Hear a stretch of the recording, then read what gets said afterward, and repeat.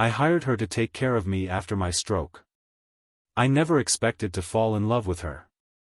And I definitely never expected her to love me back. But sometimes, when you've given up on everything, that's exactly when everything finds you. If you like our videos, so subscribe and put a comment where you are watching from. I'm lying in that hospital bed, tubes everywhere, staring at ceiling tiles like they might give me answers I don't have. The stroke hit me 3 months ago, right there in my kitchen while I was making my morning coffee.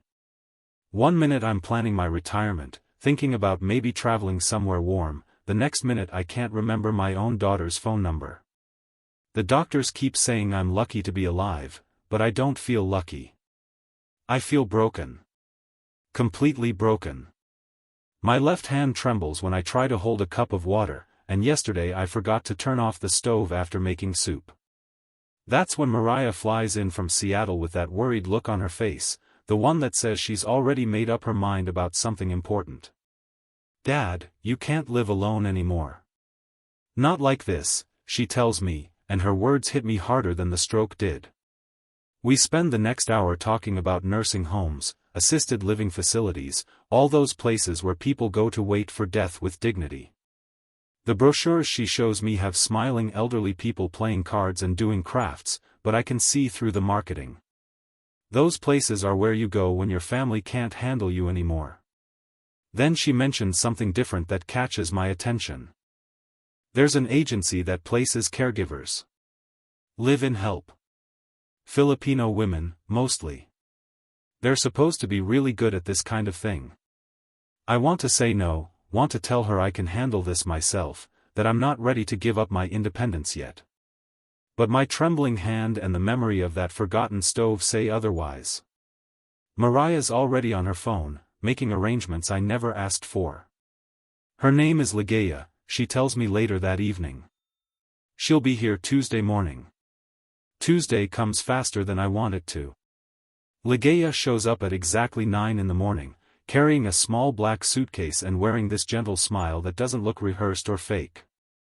She's maybe 40 years old, with these kind dark eyes that seem to see everything without judging any of it. "Mr. Robert," she says when I open the door, and her Filipino accent makes my name sound like music instead of just another word. "I'm here to help you get better." I expect her to treat me like an invalid, like all the hospital staff did, making decisions for me and talking about me like I'm not in the room. But she doesn't do that. She asks me what I want for breakfast instead of deciding for me. When I struggle with the buttons on my shirt, she waits patiently instead of jumping in to do it herself. "You need to keep trying," she tells me gently, watching me fumble with the small buttons. "Your brain, it needs to remember how to do these things again." Her patience surprises me more than anything else. Most people would have taken over by now, done it themselves to save time. But Ligaya just stands there, ready to help if I need it, but not taking away my dignity in the process. By the third day, we're actually having real conversations, not just medical instructions and small talk about the weather. She tells me about her 2 children back in Manila, a son named Miguel who's studying engineering in college and a daughter named Sofia who dreams of becoming a teacher like her grandmother was.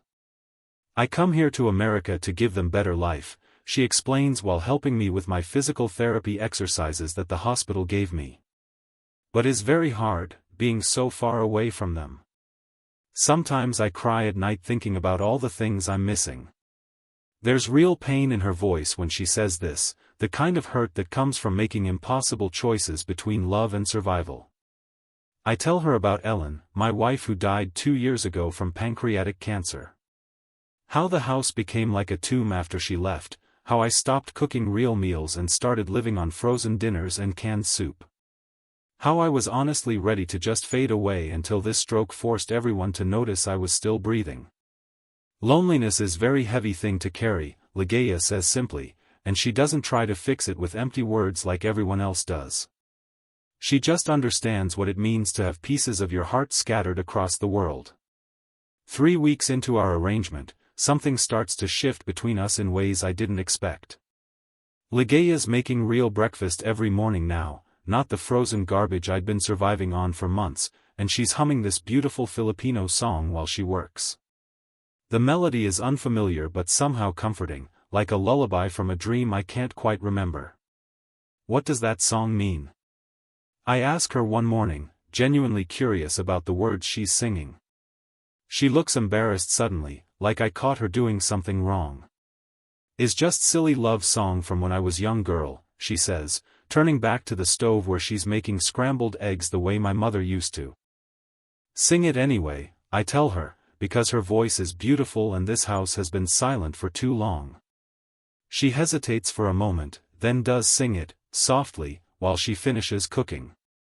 Her voice fills the kitchen with something I haven't felt in years, something that feels like hope. We start having these deeper conversations during my daily therapy sessions.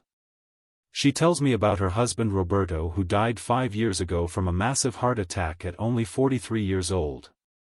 How she had to choose between staying home with her children and being poor, or leaving them with her mother to come to America and make enough money to give them opportunities she never had. "Was hardest decision of my life," she whispers, and I can see the guilt still eating at her after all these years. But children need food and education more than they need mother at home every day.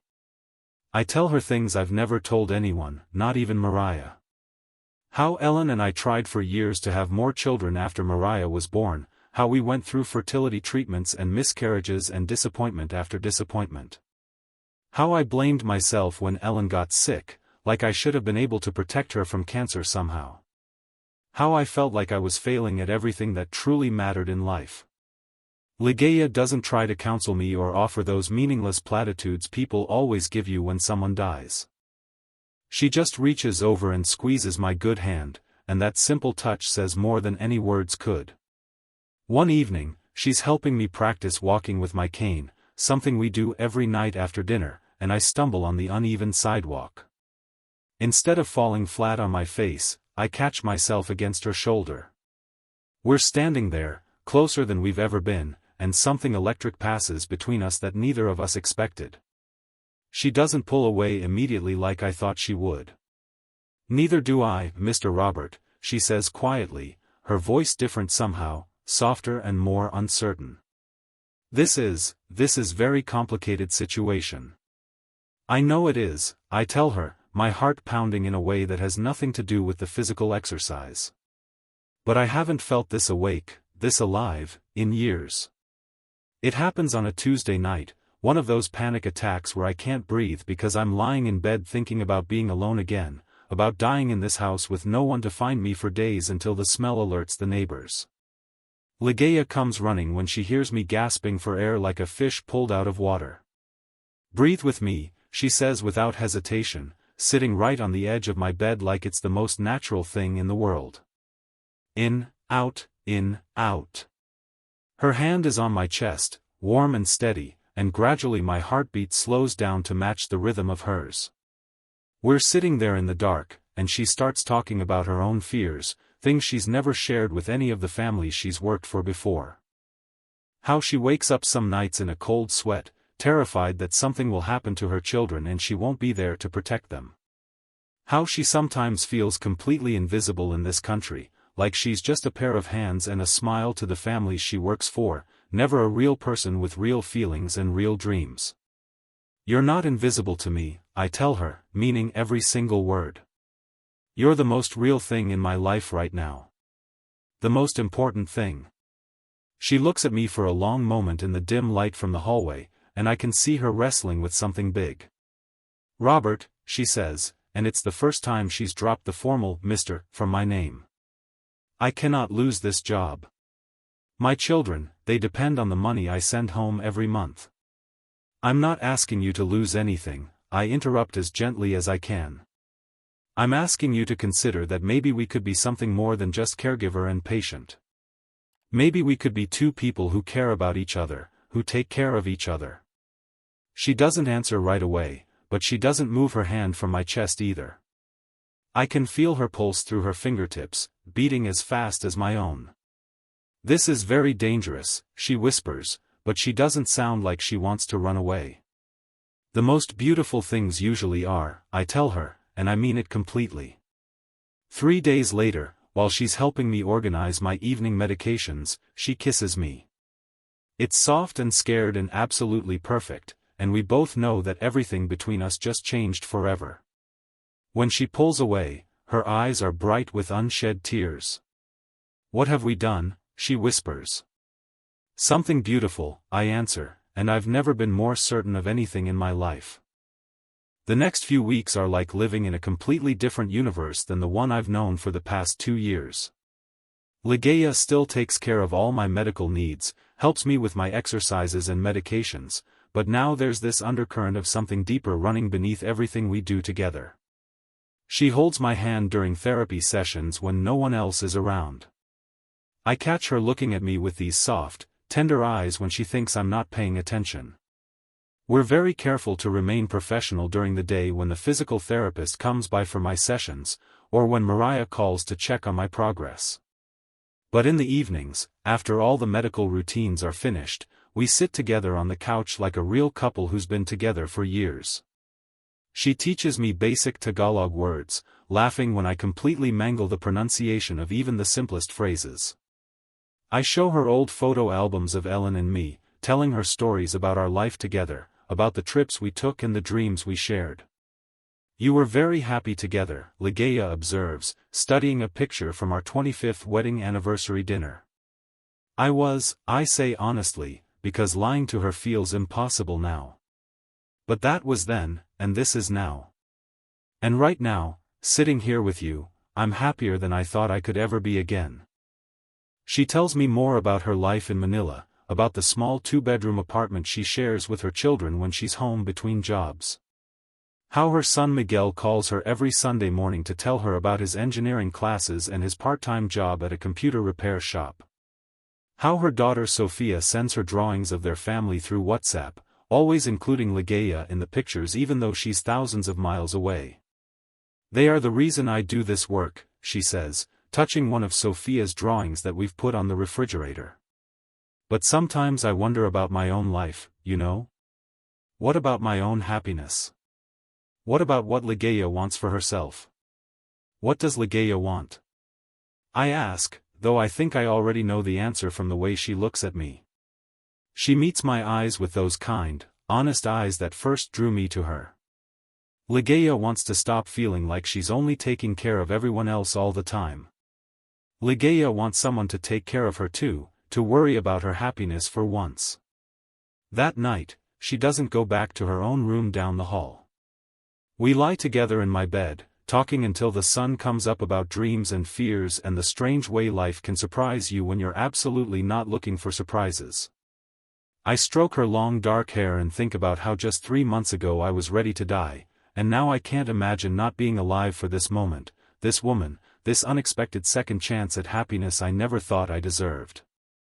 By month 4, we're not pretending anymore that this is just a professional caregiver relationship. Mariah notices the change during one of her monthly visits, the way Ligaya and I look at each other, how natural and comfortable we are together, like we've been a couple for years instead of months. She pulls me aside into the kitchen with that worried expression I remember from her teenage years when she was about to tell me something I didn't want to hear. "Dad, are you and Ligaya, are you two involved romantically?" "Yes," I tell her simply, not seeing any point in dancing around the truth. "We are." Mariah gets that calculating look on her face, the one that says she's running through all the possible ways this could go wrong and hurt me. "Dad, she's your caregiver. There are serious power dynamics here. Are you absolutely sure she's not just taking advantage of your vulnerability?" "Taking advantage of what exactly?" "The old man with the bad heart and shaky hands who can barely button his own shirts." I cut her off, more sharply than I intended. "Mariah, I know exactly what this looks like from the outside, and I know what you're thinking. But what you don't understand is that Ligaya makes me want to get better, want to work harder on my recovery. For the first time since your mother died, I have a real reason to fight instead of just going through the motions." Mariah wants to argue with me, I can see it written all over her face, but she can't deny the obvious changes in me. I'm walking better without the cane, talking more clearly, engaged with life again instead of just waiting for it to end. Just promise me you'll be careful, okay? Promise me you won't do anything stupid. That evening, I have a long talk with Ligaya about Mariah's concerns and what other people are going to think about our relationship. People are going to assume things about us, I tell her honestly. They're going to think you're with me for the wrong reasons, for money, or a green card or whatever. Ligaya is quiet for a long time, staring out the window at the garden Ellen planted years ago that I've been letting die slowly. Let them think whatever they want to think, she finally says, turning back to look at me. I know what is in my heart. You know what is in your heart. That is enough for me. We start making real plans after that conversation, plans that extend beyond just day-to-day medical care. I want to visit her children in Manila, to meet the son and daughter I've been hearing about for months. She wants to stay in America permanently, but as my wife, not as my employee. We talk about selling this house with all its memories of Ellen and finding something smaller and more manageable, somewhere we can start completely fresh together. Are you absolutely sure about this? She asks me one night as we're lying in bed making these impossible plans. I am 42 years old. You are 68. People will talk about the age difference, about how strange we must look together. Let them talk all they want, I echo her words back to her. I love you, Ligaya. Not because you take care of me, but because you make me want to take care of myself again.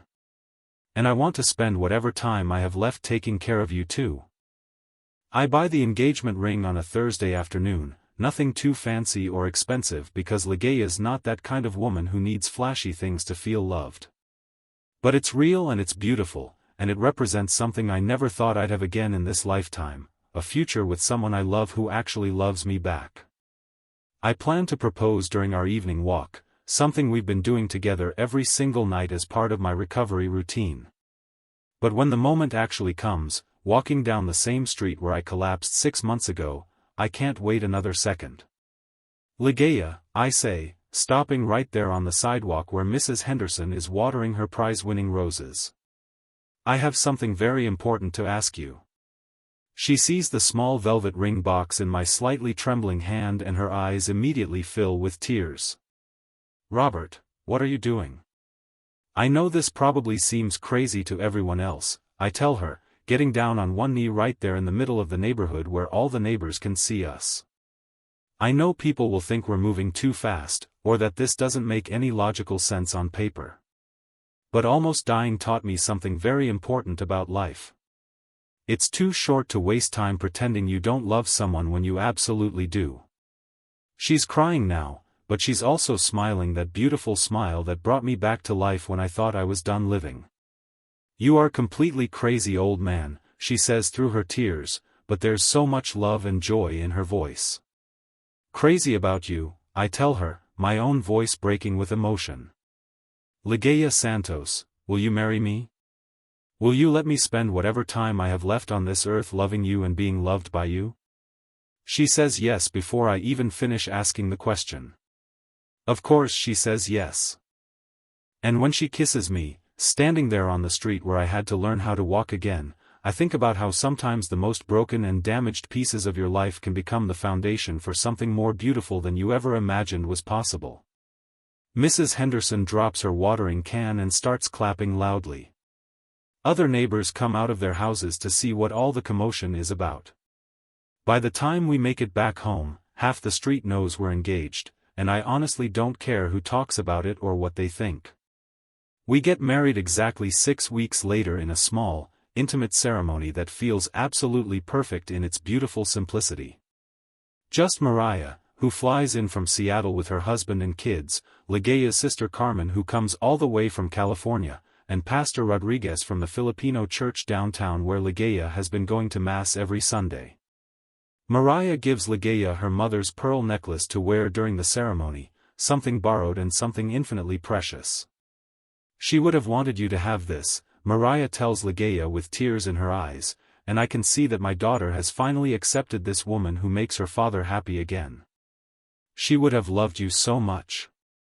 Ligaya gives me a framed photo of her children to keep in my wallet, Miguel and Sofia smiling at the camera in their school uniforms.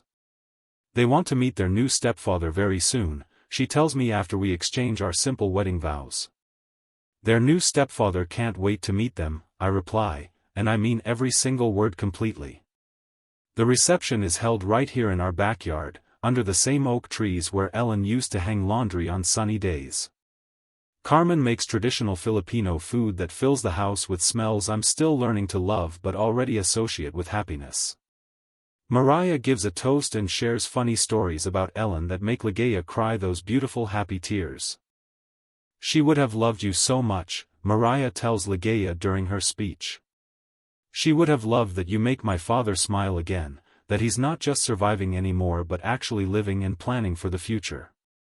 That night, lying in bed as husband and wife for the first time, Ligaya traces the surgical scar on my chest from all those months in the hospital.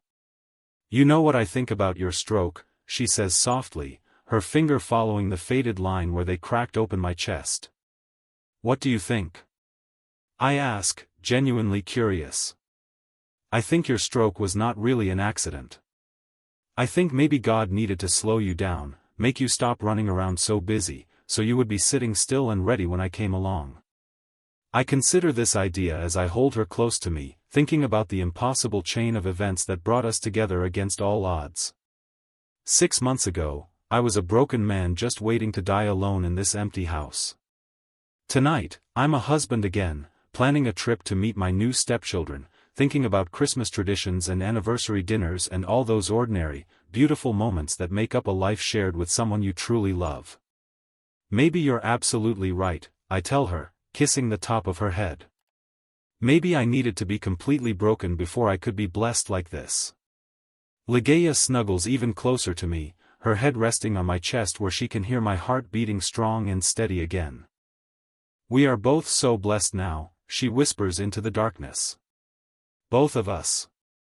As I drift off to sleep with my wife in my arms, I think about Mariah's initial worries, about what people around town might say about our age difference, about all the logical reasons this relationship shouldn't work according to conventional wisdom.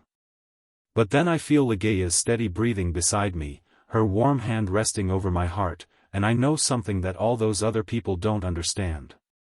Love doesn't follow rules or logic or social expectations. Love doesn't care about age differences or circumstances or what makes sense on paper to strangers. Love just is what it is. And sometimes, when you've completely given up on everything else in life, love finds you anyway and gives you reasons to keep going. Sometimes broken really can become blessed in ways you never saw coming. Sometimes a caregiver becomes a wife and a partner and a reason to wake up excited about tomorrow. Sometimes an old man who thought his story was over gets a completely unexpected second chance at the kind of happiness he never thought he deserved in the first place. Sometimes the most beautiful love stories in the world begin with the simple words, "I'm here to help you get better." And sometimes, just sometimes, they do exactly that and so much more.